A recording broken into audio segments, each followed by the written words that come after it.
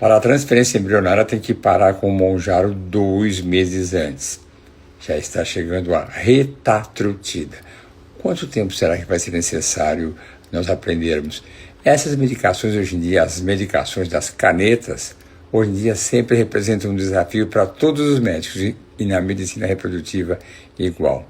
Mas no momento o Mounjaro deve ser suspenso 2 meses antes para a transferência embrionária e para a coleta dos óvulos 21 dias até 30 dias antes. Agora, essa nova medicação, o retatrutida, que promete ser melhor ainda que o Mounjaro, ainda não se sabe. Você tem 43 anos, uma reserva ovariana maravilhosa, teve vários óvulos, vários embriões, e teve um único embrião euploide, e transferindo de uma gravidez anembrionária. E me pergunta se tem chance? Tem chance sim. A chance, se eu comparar com o óvulo de uma mulher jovem, uma doadora, evidente é menor, mas você produz óvulos e embriões. Às vezes, algumas mudanças nas estratégias podem ajudar a maximizar essa chance de ter um embrião euploide que se implante e também desenvolva naturalmente. Aí eu posso dizer para você, chance tem. E mais uma vez, não se compara ao óvulo de uma mulher jovem que tenha 20 e poucos anos, 25, 26. Ela vai ter mais chance. Você ainda tem. E aí eu pergunto, qual o tamanho do seu fôlego para repetir várias vezes até conseguir? Há pouco tempo eu tive uma de 44 anos. Na quarta tentativa ela teve um embrião euploide. Está ainda em andamento uma pesquisa total de todos os fatores que possam interferir negativamente na implantação embrionária. Mas ela conseguiu. E agora eu não vou economizar nenhum recurso, tudo.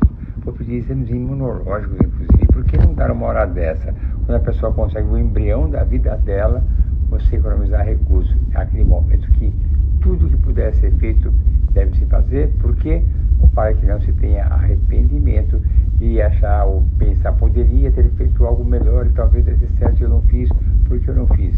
Faça antes da transferência embrionária. É assim que eu penso e é assim que eu faço. A sua pergunta é interessante. Você tem ovário policístico, isso é na terceira tentativa de coito programado, e pergunta por que já é recomendado a fertilização in vitro. Não é uma recomendação absoluta, é uma recomendação pela exaustão. É claro que você fazendo várias estimulações ovarianas, chega a um cansaço, você ter aquela relação sexual com hora marcada, todos aqueles controles, é exaustão. Agora eu posso falar uma coisa clara, a chance de engravidar com fertilização in vitro é muito maior. Mas se você ainda quer fazer o coito programado, faça, não é proibido. É uma coisa que a gente recomenda depois de 3 tentativas passar para uma FIV. Mas você pode conversar que não quer. Eu tenho pacientes que não querem passar por um problema religioso, querem continuar insistindo 4, 5, 6 vezes, desde que esteja tudo em ordem, o sêmen, pesquisada a fragmentação, a sua anatomia, feito a histerosalpingografia, não tenha nada que seja prejudicial. Concluindo, o importante é ter certeza absoluta que você não tenha mais nada que possa estar impedindo. A histerosalpingografia, fazer ressonância, ver se não tem adenomiose, algum outro problema. Porque repetir várias vezes o coito programado para uma coisa que talvez a chance seja muito mínima. Se você é jovem, você tem uma chance de 18 a 20% de engravidar se o espermatozoide do seu marido estiver excelente, não tenha fragmentação, nenhum problema cromossômico, nem você nem seu marido. Então, você pode tentar, converse com o seu médico, fala que você está disposto e você quer tentar. Se você fez todos esses exames, ele não é nada contraindicado, fica a seu critério.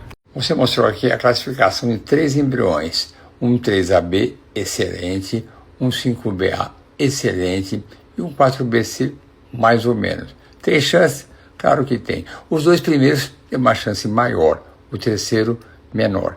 Mas, mais uma vez, nem sempre o embrião que tem a maior chance é aquele que implanta. O terceiro, que é pior, pode implantar, nascendo bebês lindos e maravilhosos. Eu sempre comento, não é o melhor aluno da faculdade que sai o melhor profissional. E não é o melhor embrião que tem a melhor classificação é que garante a gravidez. Às vezes aquele que você acha que não vai dar nada, implanta e nasce um bebê lindo. Eu tenho tantos casos assim, que era o único embrião, era um 4cc. Transferimos, nasceu o bebê perfeito, maravilhoso. Está ótimo. Fator 5 de Leiden é uma trombofilia e aumenta a chance de embolia ou trombose. Você fala, você pode viajar, mas não me conta para onde, eu não sei para onde. Se for uma viagem tranquila de 1h30, 2, não vejo problema nenhum. Se você vai viajar para fora, para a Europa de classe econômica, tem que tomar alguns cuidados, usar meia elástica, dependendo, você não fala se você está grávida. Se estiver grávida, pode usar sim uma dose de enoxaparina preventiva. Isso até se faz para pessoas mais velhas que vão viajar para longe, usam a enoxaparina ou comprimidos que possam ser um anticoagulante, porque no caso de não estar grávida, se usa o comprimido mesmo em via oral. Pode viajar, mas depende para onde e qual são o momento que você está da vida, se está grávida ou não, e depende da distância. Todos esses detalhes têm que ser bem comentados. A princípio, pode sim. Que pergunta mais chique. Você fala do GH-LON ou finerenone e rapamicina, que é o rapamune, e não crescer nos folículos, pode ser que seja uma situação muito grave. Começando pelo finerenone. E o finerenone é um antifibrótico que é indicado quando a paciente tem aqueles ovários com uma fibrose importante. E aí até eu recomendo fazer a elastografia, que vai ver a proporção de fibrose que tem esse ovário, que o finerenone pode ajudar a dissolver essa fibrose. Mas não é em 2 meses ou 3 meses, tem que ser um número maior de tempo. E aí sim você vai usar os benefícios do GH. E a rapamicina, excelente. Excelente. Que é para o rapamune, esse que vem em farmácia, que é um problema que nós temos hoje em dia. Rapamune vem no frasco inteiro com 60 comprimidos e custa ao redor de R$3.000. Eu acho uma ótima recomendação. Agora, se você usou finerenone mais... Olha que interessante, eu até esqueci que eu escrevi recentemente um livro sobre a rapamicina e os tratamentos de fertilização. Eu vou colocar então diretamente aqui o e-book para quem tiver interesse em descer e ler, que está muito bom. Deixando claro que o melhor é o capítulo 13, depois eu falo também do papel da rapamicina na endometriose e falo também como um tratamento imunológico, mas é de menor intensidade. O capítulo 13 é muito bom, vou colocar aqui.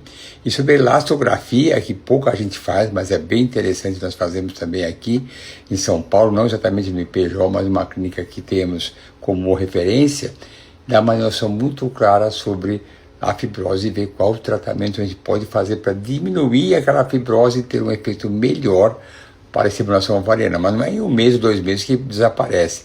3 meses, 4 meses, 5 meses. Pode ser uma tentativa interessante. Estou colocando aqui o link para o livro de rapamicina. Eu vou colocar aqui agora um link sobre o artigo que eu escrevi de insuficiência ovariana. Eu falo sobre o finerenone, falo sobre a elastografia e falo como é que se usa essa medicação, que basicamente é indicada para quem tem fibrose dos rins, mas é muito útil. Agora, se você não tiver um ovário que tem essa condição, for um ovário totalmente na menopausa, não vai adiantar. E a rapamicina não aumenta ou não resolve o estímulo ovariano, ele melhora a qualidade dos óvulos. E o GH, a mesma coisa, ele melhora o ambiente folicular, ele estimula as mitocôndrias e melhora também a qualidade dos óvulos, mas tem que ter óvulos. Adoro tudo isso, adoro a elastografia, adoro o finerenone, mas precisa saber a indicação, está aqui o que eu falo sobre finerenone e elastografia, e sobre rapamicina também, eu tenho várias coisas escritas e faladas. Eu acho que eu tenho mais no Instagram. Não é possível posicionar várias vezes, tem que dar um espaço de pelo menos 4 meses entre uma punção e outra. E aí entra esse detalhe, a idade da mulher, será que ela pode esperar, a idade passando, se no processo da primeira, se não teve embrião euploide, tem tantos fatores. Tudo na vida deve ser ajustado para cada paciente, não tem uma regra para todo mundo. Se ela for uma paciente que tem uma ótima reserva ovariana, uma mulher jovem, por exemplo, que tenha 32 anos, tiver 15, 20 óvulos, tudo bem, vai direto na primeira, mas se for com uma baixa reserva, com idade mais avançada, aí é bom fazer um acúmulo de óvulos. Essa fragmentação é altíssima. Quando ela é menor do que 30%, a gente consegue resolver com facilidade. Colhe-se o sêmen, mas pedimos uma ejaculação 1 ou 2 dias antes, se tiver uma boa concentração de sêmen. E no dia também nós fazemos o zymote, que é para filtrar aquele sêmen e separar o fragmentado do não fragmentado. Mas quando é mais do que 30%, nós tentamos baixar clinicamente. fazemos uma revisão dos hábitos, qualidade de vida, fazemos uma suplementação, mas se não abaixar, aí o melhor é punção direto do testículo. É meio complicado ter essa indicação, mas é a melhor recomendação. E aí entram outros fatores. Se tiver poucos óvulos, temos que fazer várias estimulações, porque é prudente, né? Ter um número maior de óvulos para fazer uma única punção, porque o homem não pode, não vai nem conseguir, não vai querer também. Mas também não pode, porque você não pode puncionar. Essa fragmentação é altíssima. Quando ela é menor do que 30%, a gente consegue resolver com facilidade. Colhe-se o sêmen, mas pedimos uma ejaculação 1 ou 2 dias antes, se tiver uma boa concentração de sêmen. E no dia também nós fazemos o Zymote, que é para filtrar aquele sêmen e separar o fragmentado do não fragmentado. Mas quando é mais do que 30%, nós tentamos baixar clinicamente. Fazemos uma revisão dos hábitos, qualidade de vida, fazemos uma suplementação, mas se não abaixar, aí o melhor é punção direto do testículo. É meio complicado ter essa indicação, mas é a melhor recomendação. E aí entram outros fatores. Se tiver poucos óvulos, temos que fazer várias estimulações, porque é prudente, né? Ter um número maior de óvulos para fazer uma única punção, porque o homem não pode, não vai nem conseguir, não vai querer também. Mas também não pode, porque você não pode puncionar. Método roupa, para quem não sabe, é quando 2 mulheres querem ter o filho. E nessa situação é usado os óvulos de uma delas, que é fertilizado com o espermatozoide de um doador e é colocado no útero da outra. Isso é o método roupa. Agora, e você me pergunta aqui como é que é feito isso dessa maneira. Normalmente a conversa depende muito de cada uma, é uma negociação na hora da consulta de quem vai ser o óvulo, de quem vai ser o útero, quem tem a melhor condição de ter óvulos de melhor qualidade. Vamos investigar o outro útero também. E aí é conversado com elas qual vai ser a rota óvulo de uma, fertiliza com um banco de sêmen e coloca no útero da outra. Mas temos que investigar as duas e muitas vezes elas me perguntam qual é a minha opinião do melhor caminho, óvulo de uma, óvulo de outra. De um modo geral, a escolha e a recomendação é quem tem uma boa reserva ovariana e tiver menos idade. Mas tudo isso deve ser ajustado uma a uma para cada casal. E eu nem respondi sobre o seu mioma intramural e subseroso. Para explicar sobre o mioma, deixando claro, tem 3 posições básicas dos miomas. Submucoso, no interior do útero, tem que operar. Intramural, depende do tamanho e depende de quanto está deformando a cavidade uterina. Subseroso, que está do lado de fora, não tem problema nenhum. Então, eu não sei esses intramural, qual o tamanho dele, se ele está deformando o endométrio. Esses miomas, muitas vezes, mesmo sendo pequeno, causam contrações, e aí não precisa tirar, mas eu uso o atosiban na hora da transferência, que pode relaxar o útero. São perguntas que têm uma complexidade na resposta, porque eu tenho que ajustar de acordo com cada paciente. Eu sei como resolver para aquela paciente que está na minha frente, qual o problema dela, depois de eu examiná-la. Eu não opero ninguém sem examinar, eu gosto de sentir o caso mesmo, e indicar de maneira correta. Não sei se é necessário operar. Essa é uma pergunta interessante. Se você quer uma resposta clássica, tradicional, a partir de 28 semanas, mas pode em algumas situações fazer o corticóide com 24 semanas, de vez em quando a gente faz.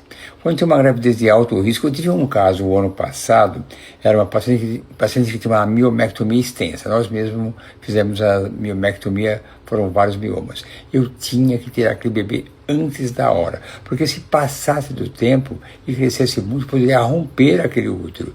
E ela tinha, como sempre recomendo, uma boa maternidade para dar base para tudo.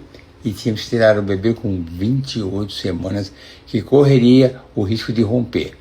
Dei o corticoide antes, com 24 semanas para 25.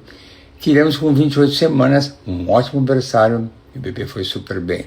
Então a regra é 28 para cima, mas depende do caso. Às vezes nós temos que mudar a rota, dependendo da situação. Qual é a minha opinião em estimular o ovário em qualquer fase do ciclo? Eu faço isso, mas não é uma rotina, são casos excepcionais. Eu estimulo muito mais no começo, fase folicular. Na fase lútea também eu uso com alguma frequência. Fora disso, não é uma boa opção para mim, mas não está errado. Pode fazer isso. eu gosto de dividir fase folicular no começo ou na fase lútea, também uma ótima fase. Fora desses dois momentos, eu não gosto muito, mas tem quem goste e não está errado não, pode fazer, é mais uma preferência minha. Você está me falando que tem um endométrio trilaminar, mas só alcança 6 milímetros. Eu fico muito feliz pelo fato de ser trilaminar. Eu tenho mais preocupação com o aspecto do endométrio. Eu prefiro mais um endométrio de 6 milímetros trilaminar do que um 7 ou 8 que não é trilaminar. Mas se você quer aumentar a espessura, tem algumas estratégias. Às vezes eu mudo a via do estradiol, faço via vaginal, associo com sildenafil, azido-tadalafil, eu uso hormônio de crescimento. Tem várias estratégias, várias. E isso pode melhorar. Em último caso, pode usar o PRP, que é uma coisa que tem controvérsias, mas pode ajudar. Mas se espessar mais um pouquinho, então um pouco mais de tempo de estradiol, talvez você alcance naturalmente os mínimos 7 milímetros. Você está com medo da sua coleta de óvulos que vai ser na terça-feira, eu te entendo perfeitamente. É um receio muito importante, porque toda a trajetória do tratamento de reprodução assistida existem várias incertezas. Você vai começar uma estimulação e perguntar quanto tempo será que vai durar a estimulação, quanto tempo será que vai ser a resposta, será que vai ser boa, será que vai ser mais ou menos, isso causa medo. Como será que vai ser a qualidade dos óvulos?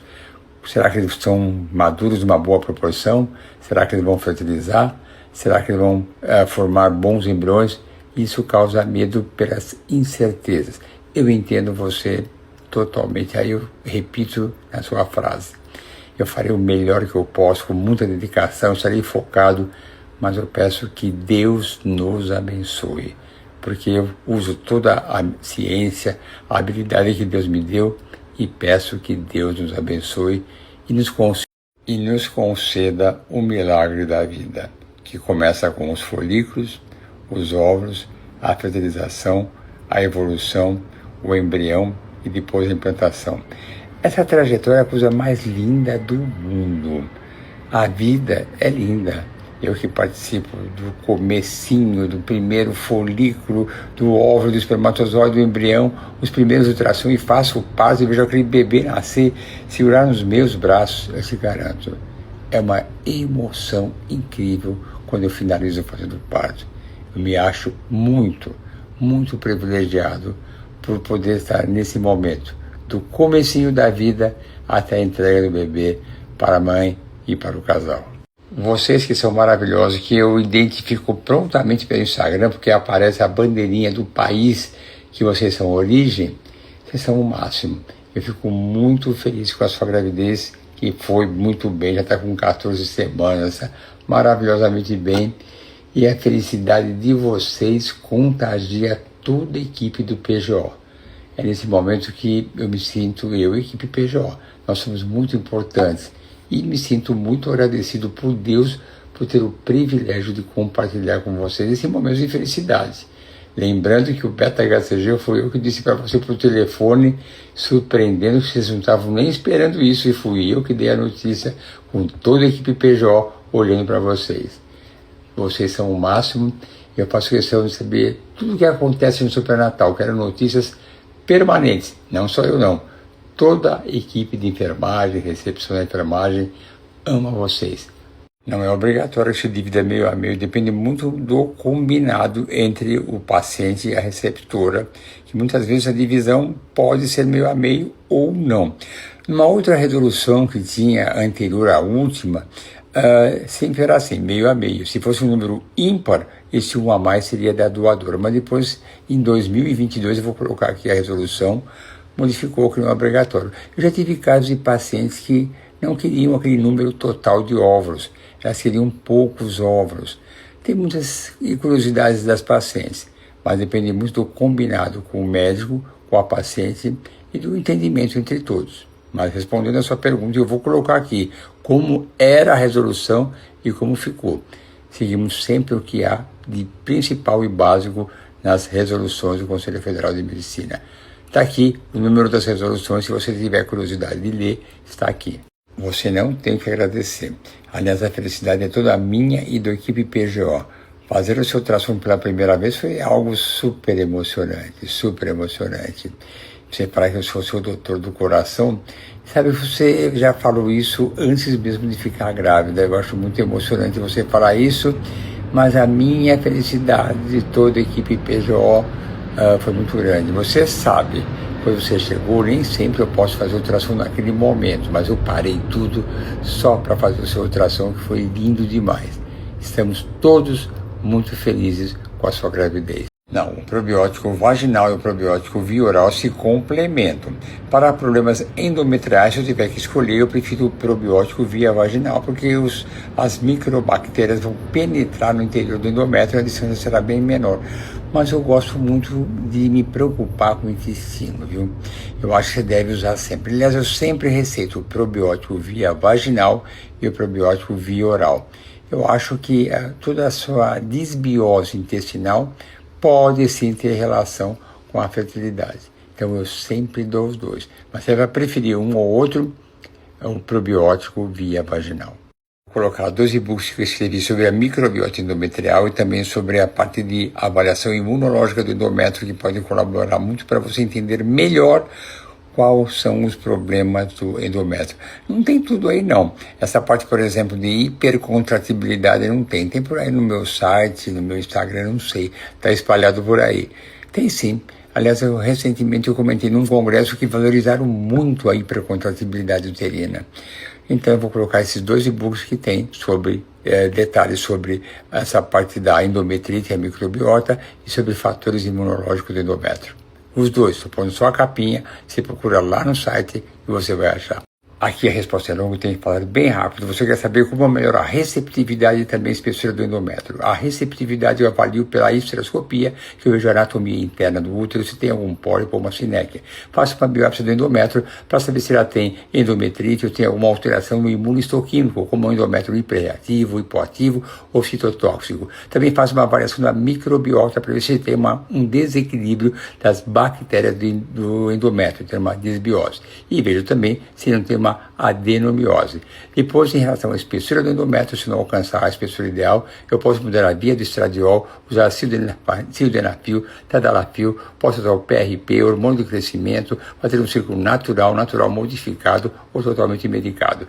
Todos esses recursos devem ser bem investigados e ver se não tem algum outro problema, como por exemplo até um mioma que pode estar interno do útero e causar uma hipercontratibilidade do útero e dificultar a implantação do endométrio. Nossa, que rápido. Você quer saber se eu tenho um livro especificamente sobre transferência embrionária? Olha, atrás de mim, na minha estante no consultório, fica bem atrás de mim, assim, tem um livro só sobre transferência embrionária, um livro antigo, só sobre esse assunto, todas as estratégias. Mas hoje em dia tem coisas mais avançadas ainda. No meu e-book sobre como melhorar as chances, eu vou botar para você aqui o link para ele, nesse e-book. Eu falo sobre isso. Mas o mais importante é, antes de preparar o endométrio, independente se for o ciclo natural modificado, medicado, investigar se não tem endometrite, se não tem adenomiose, se não tem uma alteração na microbiota endometrial, tá tudo justinho. E aí começa o preparo. Mas eu vou mandar esse e-book que eu tenho, como aumentar as chances de sucesso. Lá tem muitas coisas. Eu não sei se tudo está lá não, porque muitas coisas vão acontecendo e eu não tenho tempo de atualizar tudo que eu escrevo. Mas sabe que eu adoro essa pressão. Você comentou que há 3 anos você não consegue engravidar e teremos consulta dia 22 de maio e você está muito ansiosa. Eu gosto dessa expectativa e me sentir pressionado. Naturalmente eu me sinto pressionado só pela presença e pelo histórico da paciente, porque na consulta eu tenho um objetivo claro. Essa de encontro às necessidades do paciente. Todas que vêm comigo querem engravidar. E quando eu vejo a história pregressa dela, analisar o que foi feito, o que eu posso aproveitar, o que eu posso melhorar, tudo isso é muito interessante, isso tudo. Mas eu gosto dessa pressão, adoro. Então, dia 22, quando for a nossa consulta, você fala, fui eu que mandei aquela mensagem. Eu vou adorar mais ainda, vou me sentir ainda mais pressionado. E vou adorar. Faz pressão mesmo, faz, reclama, mas eu vou lutar, mesmo que você não queira, está no meu perfil, no meu DNA, lutar Se é obrigatório usar progesterona até 10 semanas de gestação, obrigatório não é, mas é prudente. Normalmente eu até indico 10, às vezes até 12. Gestação gemelar eu prolongo com uma dose menor até 25, 30 semanas pelo risco de prematuridade. Mas são inchaços que são complicados. Se deu 8 semanas, às vezes pode ir parando. E pode usar Dufaston, que é via oral, não incha, mas eu gosto da progesterona via vaginal. E vou te contar uma coisa, você está grávida agora, vai estar grávida no verão, vai inchar mais. Mais difícil, vai ter que comer sem sal, meia elástica no calor, drenagem linfática. Então converse com o seu médico. Às vezes dá para compensar, redistribuir essa progesterona e melhorar essa sensação desagradável. Mas tá ótimo, tá grávida, tá excelente. Eu gosto muito da gestrinona via vaginal para o tratamento da adenomiose, mas não uso solitária, não, sozinha. Eu uso normalmente associada a outros medicamentos para adenomiose. Minha rotina eu sempre dou os análogos do GnRH, que é o Lectron, o Zoladex, o Decapeptil. Muitas vezes eu associo o letrozol também e a gestrinona via vaginal 2 a 3 vezes por semana. Indico mais essa tríade quando tem uma adenomiose que compromete mais do que 50% do útero. É uma adenomiose difusa, eu acho excelente. Aí quando acaba, eu faço ela menstruar mais uma vez com uma pílula anticoncepcional, por exemplo, e começo o preparo. Mas respondendo diretamente à pergunta, eu adoro gestrinona para tratamento da adenomiose. Acho muito bom, excelente. E é via vaginal, tá bom? Se é normal a grávida sentir muito enjoo, E eu vou te contar uma coisa, sempre quando eu faço a transferência embrionária, como uma brincadeirinha com a paciente, eu faço a transferência e falo, eu espero que daqui a 2 meses você esteja vomitando, passando mal, com muito enjoo. E ainda eu complemento que daqui a 1 ano você seja com olheiras, cansada, descabelada, acabada, mas linda demais, com o bebê no colo. Aí eu concluo e falo, isso é uma maneira de desejar o mal querendo o bem. Ela entende porque eu quero muito que ela engravide, mas enjoo da grávida, super normal. Aliás, é um bom índice. Indiretamente significa que os hormônios estão excelentes, super normal. A resistência à insulina por si só não causa a infertilidade, mas ela representa que você é uma mulher inflamada. É bem capaz que você seja acima do peso. E esse organismo, esse corpo inflamado, dificulta a gravidez, não impede a gravidez. E depois, se você tiver com uma insulina aumentada, você tiver essa resistência à insulina, isso pode ser que na gestação aumente a chance de ter uma diabetes gestacional.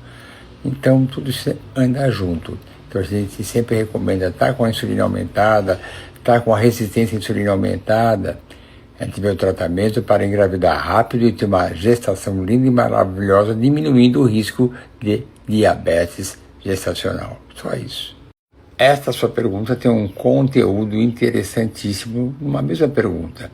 Você tem endometriose, você vai operar, você tem um embrião congelado e você quer saber se tem chance de engravidar. Em primeiro lugar, é claro que tem chance.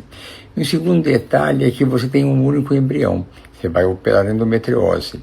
E aí a gente fica preocupado onde está essa endometriose, se a cirurgia pode reduzir a sua reserva ovariana.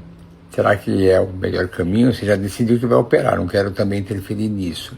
Mas eu pondero, você me perguntou, aí nesse caso o que a gente faz muitas vezes, congela óvulos ou embriões antes da cirurgia.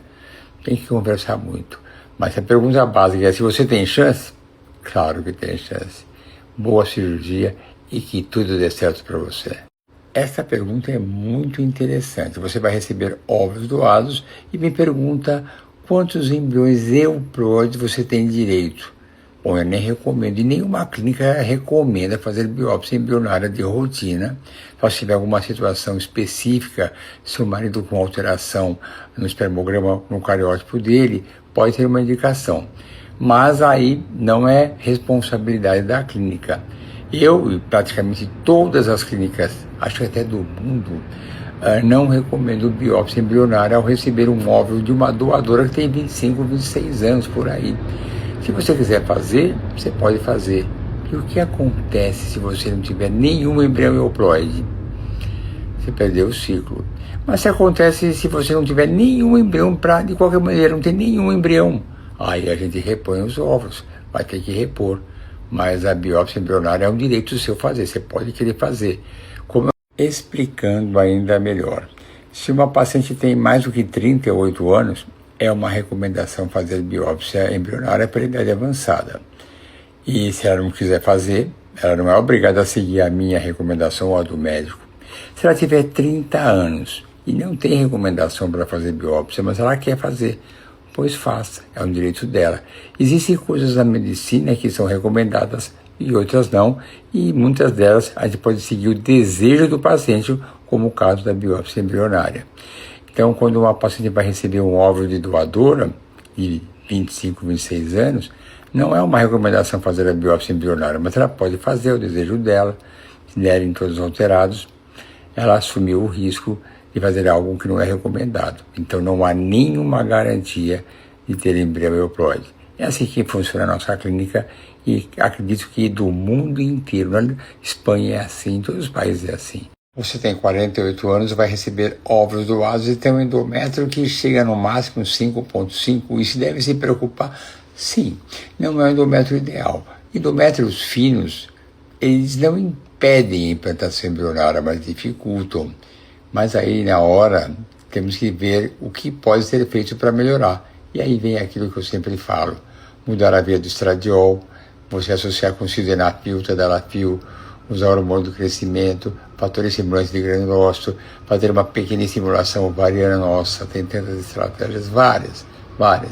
Endométrio fino sempre é um desafio, mas a gente acaba sempre no final vencendo. É assim, não é fácil, lute e você vai chegar lá.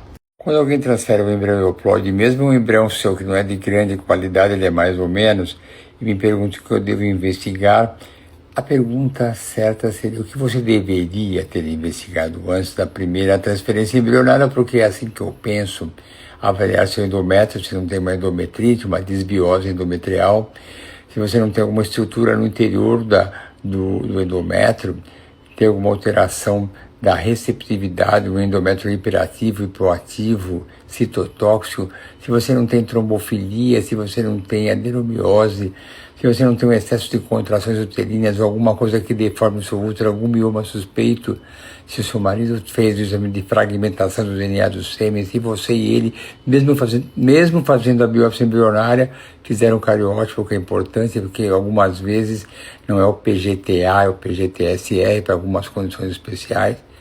Tudo o que você puder tem que fazer. E na próxima, você quer saber como é feita a coleta dos óvulos de uma doadora. Ela recebe o mesmo estímulo que qualquer mulher recebe para ter um número maior de óvulos que serão coletados e serão compartilhados com a receptora.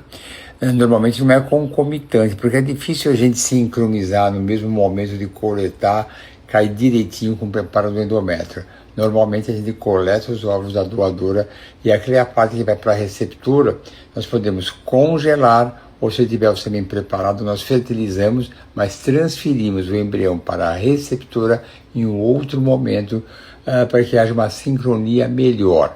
Agora, concomitante, coletar os óvulos da doadora e aquela que parte que é para a receptora, já fertilizar e colocar no mesmo momento, essa sincronia não é impossível, mas é muito difícil. Se for o caso, podemos tentar, mas é difícil dar juntinho no mesmo dia. Então, de um modo geral, mas muitas vezes também os óvulos da receptora são simplesmente congelados e no momento oportuno serão fertilizados quando tudo estiver pronto com a receptora. E aí sim, vira uma transferência a fresco, porque a gente prepara o endométrio, descongela o óvulo, fertiliza, forma o embrião e transferimos. Entretanto, se a receptora, mesmo complementando com a resposta que eu dei agora há pouco, não é uma recomendação fazer a biópsia do embrião, mas ela quer fazer, então aí mais uma razão para fazer em momentos distintos. Tem uma variedade enorme de possibilidades que devem ser ajustadas para cada paciente, para cada modo de encarar os fatos. Tudo é feito de maneira que seja ajustado naquilo que é ideal para cada paciente. Portanto, sendo mais claro, nós coletamos os óvulos da doadora, aqueles óvulos que pertencem à receptora passam para o lado dela. Se tiver o sêmen congelado ou o marido disponível, já são fertilizados. Aqueles óvulos que ficaram para a receptora, virar um embrião que é da receptora, que aí já é o caso, são embriões dela. Preparamos no momento posterior o útero da receptora e transferimos um embrião de cada vez. Os embriões excedentes dela serão congelados para uma transferência uma época posterior, tá bom? Deu para entender? Acho que deu, né? Sim, os estudos com a rapamicina já têm algum tempo e são pequenos, e cada dia nós temos mais publicações sobre o uso da rapamicina, que já existe há muito tempo, se usa para câncer, para transplante de órgãos, e recentemente tem sido indicado para o rejuvenescimento, mas não é o nosso objetivo, mas também na reprodução assistida. E nesse livro que eu escrevi, já mostrei aqui, eu mostro que ele pode melhorar a qualidade do óvulo, pode melhorar tratamentos para endometriose e fatores imunológicos também. Então, se no seu caso pode ajudar, pode sim. É uma boa indicação. O problema hoje em dia da rapamicina é que está difícil de encontrar. A única maneira é comprar o frasco inteiro, que vem com 60 comprimidos, eu só preciso de 30, nem isso, 28. E esse frasco custa, em média, mais do que R$3.000. Eu já refleti sobre isso, é caro, mas concluindo, a sua reserva ovariana mostra que você não vai ter menopausa aos 50 anos, vai ter antes disso, talvez, e é bem provável, antes dos 40. Então você tem que ter o seu planejamento familiar e aí se organizar. E por que está tão baixo assim? Também merece uma pesquisa. Eu vou falar para você mais uma coisa. Doenças autoimunes, elas diminuem a reserva ovariana, elas agridem o ovário. Tem que ver a sua tireoide, se você tem doença de Hashimoto, por exemplo, ou se tem outras doenças autoimunes. Aí tem que fazer uma pesquisa bem profunda. Mas isso não vai mudar seu quadro, você vai continuar com uma baixa reserva ovariana.